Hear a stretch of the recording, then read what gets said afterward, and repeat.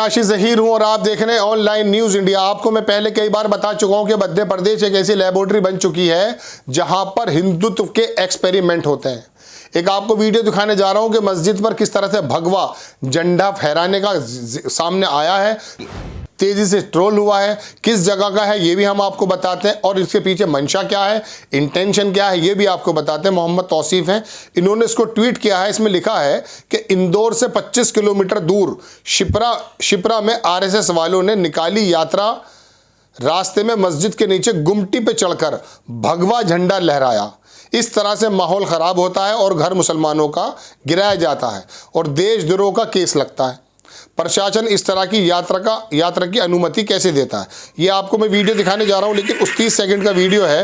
लेकिन उससे पहले मैं आपसे एक बात पूछना चाहता हूं, देश में कोई स्थिति आपने अभी तक ऐसी देखी है इन 7.5 सालों में या इससे 15 सालों को अगर डबल कर दिया जाए कि मुस्लिम्स की रैली निकल रही हो, कोई मंदिर बीच में पड़ा हो, वहां पर किसी ने हरे रंग का झंडा फहरा दिया हो?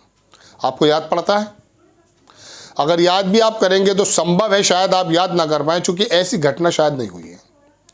नो डाउट मार पिटाई के दंगे हो गए हैं, लेकिन कोई जुलूस निकला हो, कोई 12 वफात का मामला निकला हो, कोई बरेली में, अजमेर में, मुस्लिम बाहुल्य इलाकों में कोई जगह ऐसी है कि जहां आपको याद पड़ता कि मुस्लिम का जुलूस निकला है और उसके बाद इस तरह का काम हुआ कि किसी ने अपना इस्लामिक झंडा फहरा दिया हो? ऐसा नहीं। पहले आप वीडियो देख लें, उसके बाद मैं इनकी मानसिकता आपको बताता हूँ। वीडियो देखें।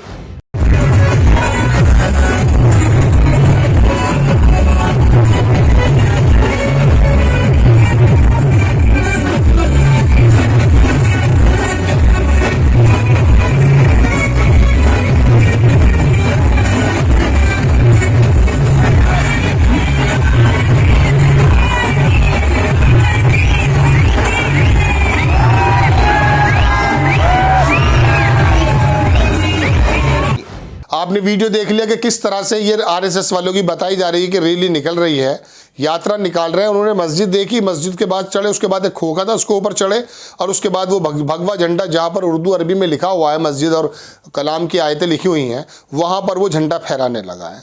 ये कंडीशन हो चुकी है भारत की। और कौन सी जगह ऐसी है जो मैं आपको बताऊँ? कहाँ, कौन सा प्रदेश आप नाम बताइए कि इस प्रदेश में ऐसी घटना नहीं हुई है।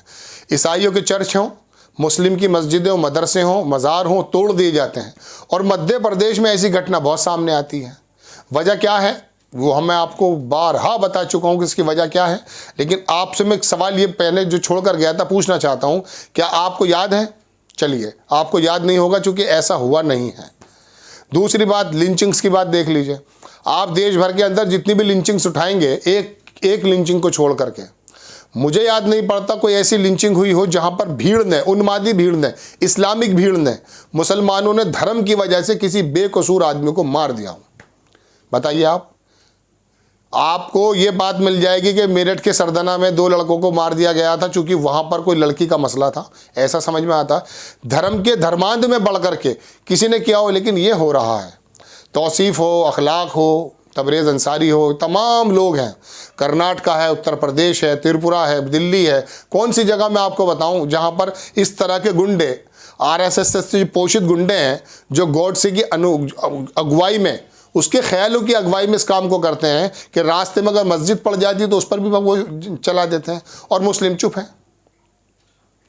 वजह चुप होने की यूं है कि आपके मुख्यमंत्री और आपके प्रधानमंत्री और मेरे भी, वो करते क्या हैं? वो इन लोगों को बढ़ावा देने का काम करते हैं। अभी आपको मालूम है पूरी दुनिया के अंदर मशहूर है वो धर्म संसद, जहां पे आह्वान किया गया भगवा कपड़े पहन करके जिन काली करतूतों को अंजाम देने के लिए कहा गया है, क्या उन लोगों को जेल में डाला गया?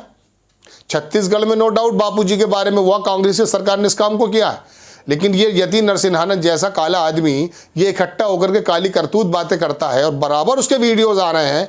क्या पुष्कर सिंह धामी या योगी आदित्यनाथ जी उसके खिलाफ कोई कार्रवाई कर रहे हैं, या सिर्फ इसलिए कि ये जो है चुनाव के अंदर सहायक होंगे? अगर आप किसी कुर्बानी पर चुनाव जीत भी गए तो अपने ज़मीर को खड़े होकर देखिएगा, क्या आपको लगेगा कि ये लाशों के ढेर पर अगर ऊपर वाला ना करे ऐसा हो जाए तो आप क्या अपने आप को माफ़ कर पाएंगे? ऐसा नहीं होगा। हिटलर जो था वो यही करता था कि उसने एक जमात को बनाया था और जमात में उसमें ये हुआ था अंधभक्तों की, उसका जो प्रचारक था प्रचार मंत्री था, उसने ये बता दिया था कि हिटलर जो भी करता वो तुम्हारे धर्म की, तुम्हारे तमाम जो है सिद्धांत हैं, तुम्हारी जो आपका आचरण है उसकी रक्षा करने वाला यदि दुनिया में कोई है तो वो हिटलर है। और उसका अनुसरण वो इतना करते थे कि उसने लाखों लाख लोगों को कत्ल कर दिया, उसकी हर बात में हाँ मिलाते थे। आज इंसानियत के ऊपर अगर कोई कत्ल हो जाए तो वो पूरी इंसानियत का कत्ल होता है।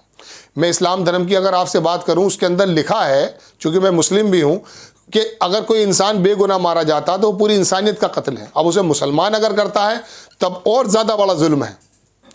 लेकिन ये हो रहा है धार्मिक भावनाओं को भड़का कर किस तरह की हरकत कर रहे हैं। अब किस तरह से लोगों ने लिखा, देखिए किसान जीत गया, ये लिखा कि देश के लिए नासूर हैं ये आतंकवादी। एक साहब लिखते हैं, ये बुज़दिली का झुंड, निहत्तों पर वार करने वाला, कमज़ोरों को दबाने वाला, किसी का क्या नुकसान करेंगे, खुद अपनी ही कौम को बदनाम कर रहे हैं। कई देश तो आज भी आरएसएस को आतंकवादी ही मानती है। आपसी सौहार्द बिगाड़ने में इन लोगों ने कभी कमी छोड़ी ही नहीं, अंध सत्य है। देखिए एक आशुतोष यादव जी हैं, वो लिखते हैं कि देश का असली टुकड़े टुकड़े गैंग यही है जो धर्म का लबादा ओढ़ के कानून, समाज, संविधान और देश का सत्यानाश कर रहा है। बिल्कुल सच बात है। मैं आपको कई बार बता चुका हूं कि हिंदुइज्म के मानने वाले लोग, हिंदू धर्म के मानने वाले लोग, इन जैसे जो संगठन है जिसको हम कह सकते हैं कि ये आरएसएस के संगठन है, इन लोगों का बिल्कुल भी समर्थन नहीं करते। बापू के मारने वाले के साथ बिल्कुल भी कोई हिंदू धर्म का मानने वाला खड़ा नहीं है। वजह यह है कि ये लोग सोचते हैं कि बापू के सिद्धांतों से और संविधान से देश नहीं चलेगा, इनकी अंधभक्ति से, इनका जो राष्ट्र के नाम पे कहते हैं ना कि राष्ट्र बनाएंगे हिंदू राष्ट्र। अरे हिंदू राष्ट्र का तो ये सिर्फ बात करते हैं। हिंदू धर्म को अगर ये जान लेते तो इंसान बन जाते। हमारे नेता भी अगर वाकई हिंदू धर्म का पालन करते, हिंदू धर्म के जानते, तो ये मंचों से बात नहीं कहते कि ठोक दो की राजनीति या रोक दो की राजनीति। ये बातें नहीं हुआ करती। प्रधानमंत्री जी फिर मंच से नहीं कहते कि कपड़े से पहचान लिया जाता है। तो ये संवैधानिक पद पे होने के बाद जब इस तरह के मंत्रियों की, मुख्यमंत्रियों की या प्रधानमंत्री जी के मुंह से निकलते शब्द हैं, उसका जो रिजल्ट है ये कि ये लोग निकाल रहे हैं अपनी यात्रा। निकालिए, यात्रा निकालने में कोई प्रॉब्लम नहीं है अगर परमिशन आपके पास है।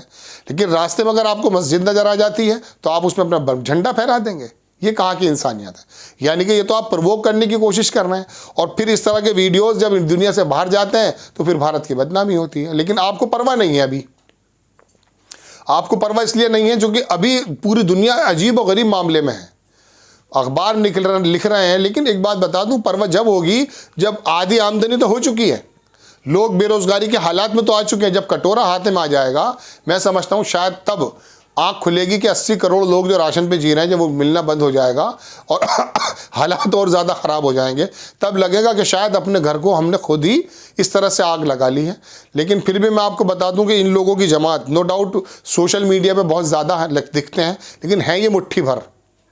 इनको अगर सरकार वाकई उठा करके जेल में डाल दे तो तमाम पूरी कम्युनिटी बदनाम होने से बच जाएगी, चाहे वो किसी धर्म के हों। और मैं कहूँगा कि अगर मुस्लिम धर्म के लोग ऐसे करते हैं तो सबसे पहले शुरुआत वहाँ से की जाए। उन लोगों को जेल में डाला जाए जो हिंदू धर्म की किसी भी तरीके से बेइज्जती करते हैं, किसी भी तरह से उसको क्षति पहुँचाने की कोशिश करते हैं। लेकिन सरकार अपने जब चुनावी फायदा सोचती है तो उसको एक करने में कासिर है। कासिर कहते हैं नाकाम है। आपको खबर कैसी लगी अपनी राय कमेंट्स बॉक्स में ज़रूर दीजिएगा। चैनल को सब्सक्राइब कीजिए, शेयर कीजिए। नेक्स्ट टाइम किसी खबर के साथ आता हूँ। जय हिंद। इस खबर को अभी लाइक करें, शेयर करें, अभी चैनल को सब्सक्राइब करें और घंटी जरूर दबाएं।